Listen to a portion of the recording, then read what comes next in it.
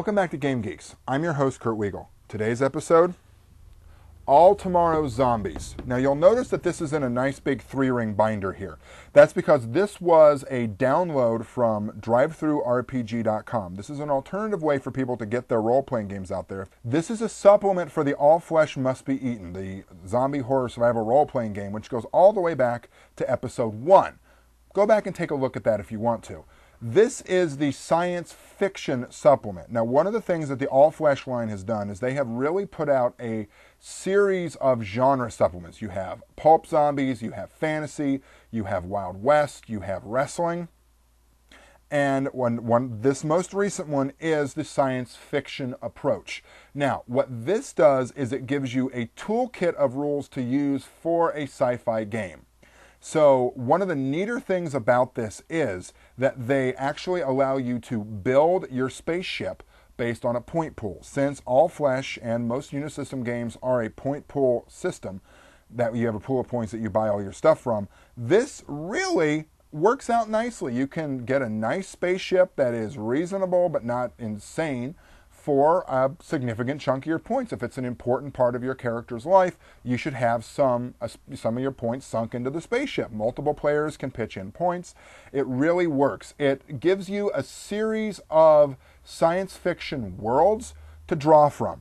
For example, there is your traditional cyberpunk world, life on the streets, cyber Ronin, hackers, they call them cyber cowboys here. There is a sort of a Matrix type of setting. There's one that is not really based on an established genre. It's more of a potential future based on the rigors and the problems of nanotechnology. But what it brings to each one of these is zombies. Let's face it, folks. This is for All Flesh Must Be Eaten. There have got to be zombies running around there someplace. It gives you some additional qualities. It gives you an idea for how cybernetics and zombies can work together. But like with All Flesh and like with almost all the Unisystem games, if you don't want to make them zombies, you don't have to. You could apply Terra Primate to this and have cybered apes. You could bring witchcraft into this, and you could have cybernetics and sorcery. Obviously, there are some opportunities that present themselves here. You could combine this with Dungeons and Zombies, which is the fantasy supplement for All Flesh, and you could easily run a Shadowrun type of game or a Dragonstar type of game, which is sort of the D&D in space. All sorts of stuff present themselves. You could bring in the Fistful of Zombies combined with this, and you've got Serenity right in front of you. Heck, you could even build the Reavers with the builds for the zombies if you really wanted to. There are some commonalities there.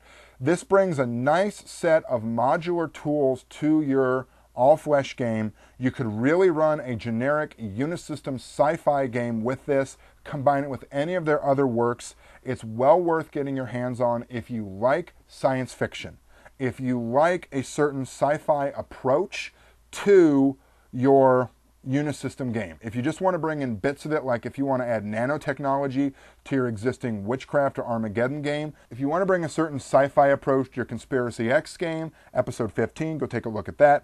It's worth doing, but you want to be careful because Conspiracy X has some of its own sci-fi that's built in there.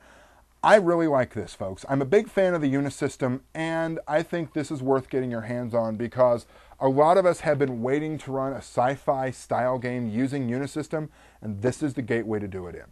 If you have any questions or comments, please feel free to contact me at knwiegel@yahoo.com.